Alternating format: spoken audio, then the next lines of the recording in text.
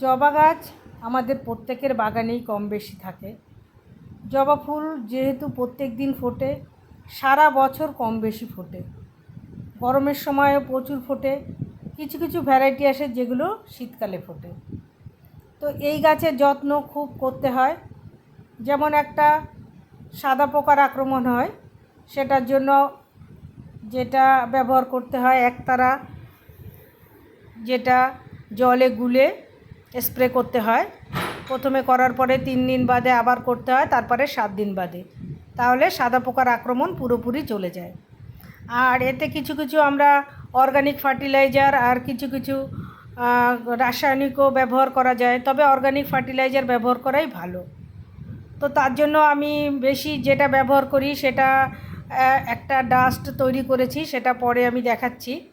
তো দেখুন জবা গাছে প্রচুর কুড়ি এসছে, ফুলও এসছে প্রচুর, আর গাছ খুব সতেজ সুন্দর আছে গাছগুলো দেখুন। তো এইভাবে প্রচুর ফুল পেতে জবা গাছে কুড়ি ঝরা বন্ধ করতে আমরা জবা গাছকে গরমকালে স্নান করিয়ে দিতে হয়। আর গ্রীষ্মকালে খুব যখন 40-42 ডিগ্রি তাপমাত্রা, তখন একটু শেডি এরিয়ায় রাখলে ভালো হয় গাছ। সেই সময় গরমকালে দুবার গাছকে স্নান করালে জবা গাছ খুব ভালো থাকে। তো এই যে দেখুন জবা গাছগুলো এখন খুব সতেজ আছে। আর জবা গাছের যেহেতু অনেক variety, Pune variety, Australian variety তো রোদ একদমই সহ্য করতে পারে না, সেগুলোকে তাই সেই সময় গরমের সময় শেডি এরিয়ায় রাখতে হবে। আর বেশি বর্ষা বা বেশি জলেও জবা গাছ অনেক সময় নষ্ট হয়ে যায়, সেটা অস্ট্রেলিয়ান ভ্যারাইটি, পুনে ভ্যারাইটি, এইগুলো যখন বেশি বৃষ্টি হয় তখন একটু শেডের নিচে রাখলে ভালো হয়। আর দেশি জবা এর কোনো প্রয়োজন নেই, এর রোদ্দুর বৃষ্টি সবই এরা সহ্য করে নিতে পারে, সহ্য ক্ষমতা আছে। আর বর্ষাকালের আগে আর শীতকালের আগে ফেব্রুয়ারি মাসে, শীতের শেষে ফেব্রুয়ারিতে এই গাছ কাটিং করা যায়। আবার বর্ষার শুরুর দিকে এই গাছ কাটিং করে দিলে খুব সুন্দর এই গাছ হয়ে ফুল হয়।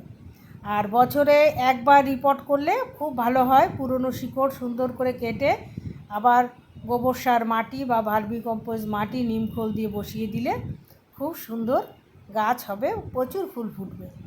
তো আমি যে ডাস্টটা তৈরি করেছি সেটাই এই যে 1 চামচ করে সব গাছে দিয়ে দিচ্ছি। বাগানে যেসব ফুলের গাছ আছে সবগুলোই আমি ব্যবহার করি। তো এটা ব্যবহার করলে আপনারা খুব ভালো ফল পাবেন।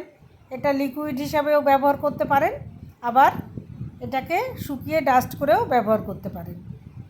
তো চলুন আজকে দেখে নিই আমার জবা গাছ। তো দেখলেন কেমন, তাহলে এবার দেখে নিই কীভাবে এই ডাস্টটা আমি তৈরি করেছি,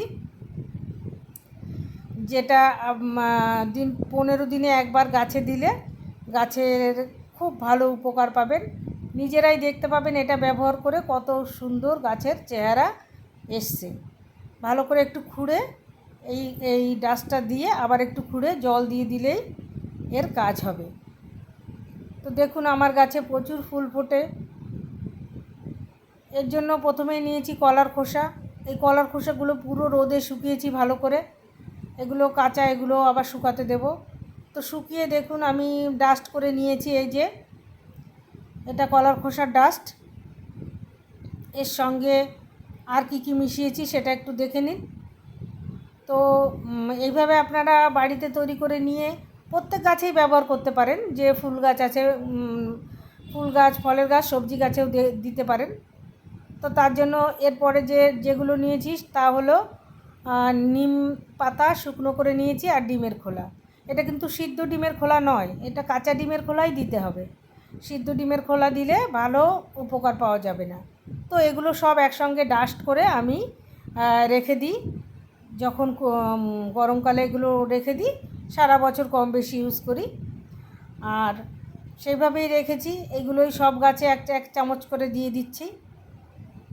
এই যে ডাস্টটা দেখুন, এইভাবে ডাস্ট করে রাখলেই হবে, প্রত্যেক গাছে দিয়ে দিতে হবে।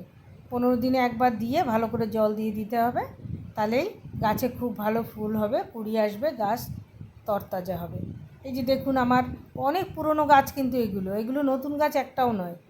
তো এগুলো দেওয়াতে কত সুন্দর গাছে পাতা এসছে, এখন কুড়ি আসবে গাছে। তো কিছু কিছু গাছে কুড়িও এসে গেছে, ফুলও ফুটছে, গাছ খুব সুন্দর তরতাজা হয়েছে।